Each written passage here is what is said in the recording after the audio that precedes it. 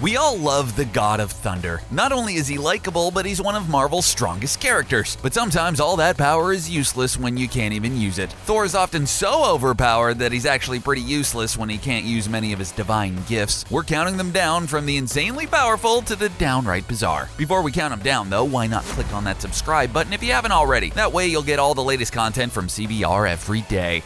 For now, you will feel the power of Thor! God Blast.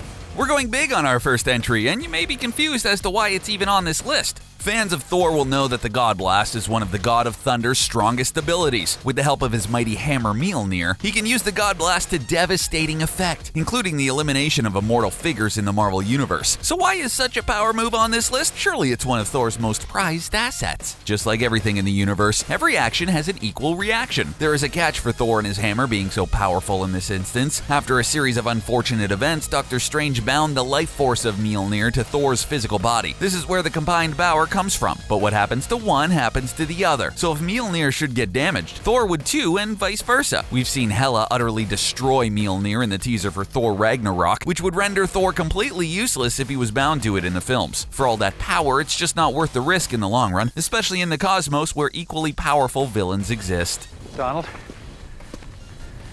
I don't think you've been completely honest with me. Know this, son of Cole. You and I, we fight for the same cause, the protection of this world. Mortal transformation. In the comics, one of Thor's abilities allows him to transform into a mortal form, under the guise of a doctor named Donald Blake. In the first Kenneth Branagh film, they actually inserted Blake in the film in the form of an Easter egg. His name appeared on the shirt Jane Foster gave Thor, citing that he was a bad ex-boyfriend. Oh. My ex. Good with patience and bad with relationships. While he may not have actually manifested himself on the big screen, he does appear often in the comic books. The ultimate question, though, is why? Thor is the kind of hero that likes to advertise that he's in the house. He constantly yells that his challenger is no match for the mighty Thor. I am Thor, Odin's son. We know who you are. Thus rendering the need for a secret identity kind of a moot point. He also seems to like to announce that Blake is his alter ego while in Thor form, which makes us wonder, why does he even need Blake? In the comics, Thor was given the body of Donald Blake to learn humility, much like the first Thor film in the MCU, but the God of Thunder decided to keep Blake around, which may have garnered him a higher IQ, but aside from that, we're pretty stumped why a god would need a mortal vessel. Well, there was that whole Jane Foster thing. You forget your place, Dark Elf. Let me remind you with whom you are dealing! Controlling Earth.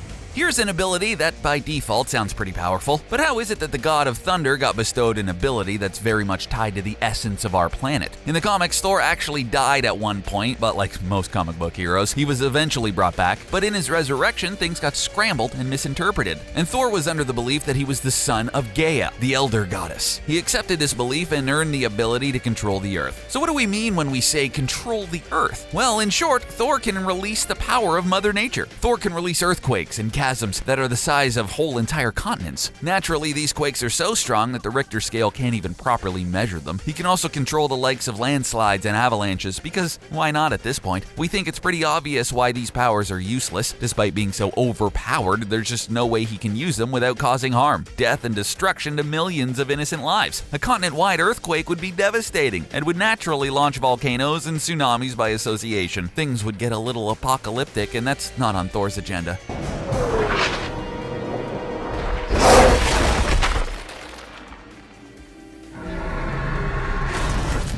Hammer flying.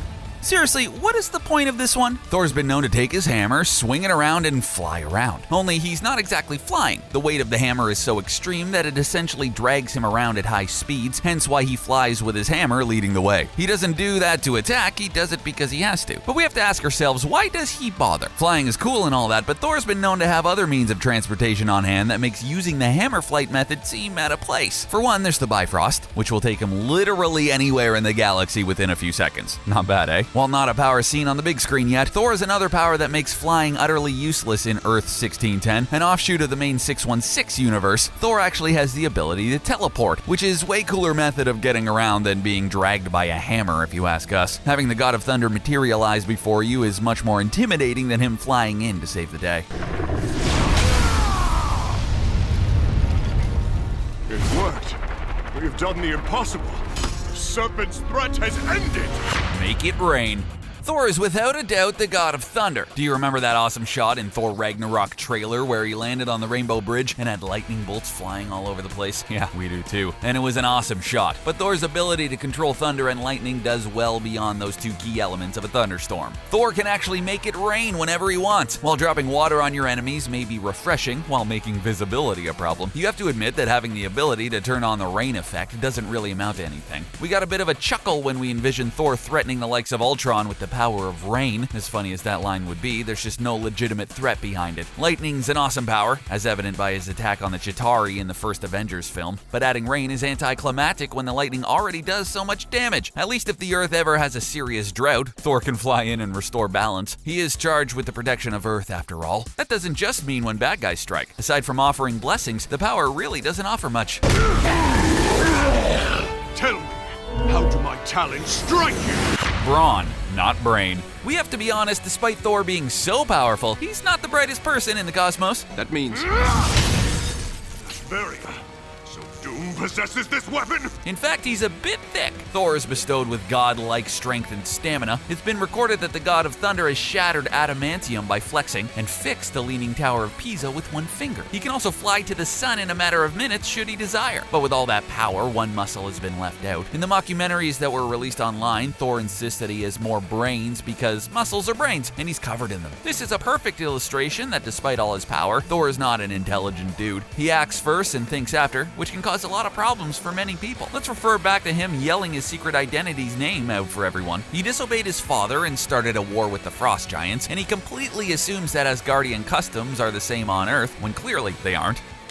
Oh my god, this is going on Facebook, smile. He also never stops to properly explain things, resulting in people thinking he's crazy. If Thor's mind was as sharp as Donald Blake's, then he wouldn't get into so much trouble.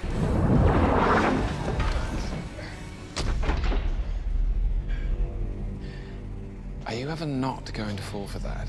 How many times has Loki tricked him with that illusion now in the comics and on film? Perhaps you prefer one of your new companions, given that you seem to like them so much. Oh, this is much better. Whoa. Costume's a bit much. Super breath. Yeah, you heard us. Much like Superman, Thor is bestowed not only with superhuman strength and the ability to fly, but he can also use his breath as a weapon. We don't mean that he eats a lot of food and can take on armies with his bad breath, as entertaining as that would be. Instead, it goes back to Thor's affinity with the weather. Thor can actually launch massive windstorms from his mouth. We don't just mean wind power to knock some bad guys around. Thor can actually produce hurricanes in the comics just by breathing out if he so desired. Pretty powerful ability to have, right? While the power definitely has its advantages, we can't help but feel it's too overpowered. Thor can't use this one too often, for the collateral damage would be too costly for him to use. Imagine in the first Avengers film if he whipped up a hurricane in New York City. Since the move is so limited, it's almost useless and doesn't really have any importance in his role as an Avenger or the Prince of Asgard. The only way the move would work well enough is if he's battling in a remote area that has no civilian population for miles upon miles. I've got this completely under control. Is that why everything's on fire? Solar flares. It seems to be a running theme with Thor that the stronger you are, the more likely you are to put the lives of innocents and team members at risk. Seeing as Thor is one of the strongest beings in the Marvel Universe, he has quite a few abilities that fall under this umbrella. Solar flares is one such ability that falls under the umbrella. Thanks to the mighty hammer Mjolnir, who was forged in the heart of a dying star, Thor can launch solar flares at his enemies. Talk about overkill. For those who don't know, solar flares are about twice as hot as the actual sun, and like the sun, emit high doses of radiation, which can be lethal. It goes without saying that hurling solar flares around can be extremely dangerous. The sun regularly churns these out, but they often don't have an impact on us. However, should one ever make it to our little marble, all electronics on the planet would get fried. This actually almost happened a few years ago when Earth missed a solar flare by a few days. Having Thor use one on his enemies may make quick work of them, but could knock out all the communications between team members and cripple heroes like Iron Man. Yet again, your mortal science creates monsters.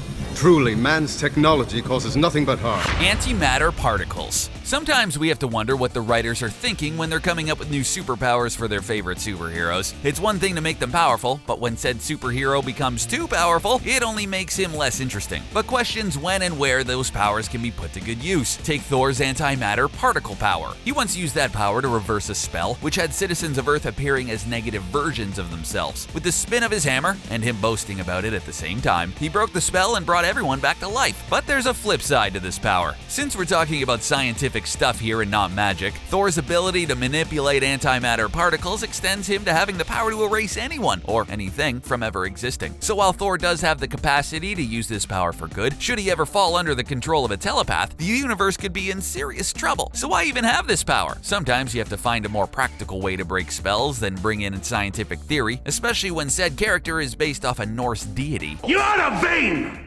greedy, cruel boy! And you are an old man and a fool! Warrior's Madness. It's no secret that Thor likes to fight. In his first solo film in the MCU, he disobeyed his father's explicit orders and marched off to the land of the Frost Giants. Father! We'll finish them together! Silence!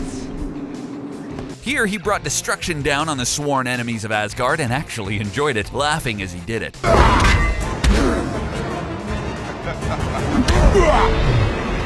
When you say it like that, Thor could have actually sought out some counseling, but since Thor enjoys charging into battle, he's bestowed with an ability to let him do it with some scary effectiveness. That ability is of course the Warrior's Madness. If you've never heard of it before, it's essentially a berserker mode, where Thor powers up and goes completely nuts during his battle, increasing his strength and stamina to truly deliver the pain. But when in berserker mode, Thor isn't thinking properly. In his mind, everyone is essentially a threat, so friend and foe can potentially feel the wrath of Mjolnir, which is not ideal when working in a team environment, considering how often Thor is teaming up with people. This isn't a move he should be using too often, thus rendering its usefulness down a few notches. It'd be interesting to see him use it though while fighting the Hulk in that gladiator match.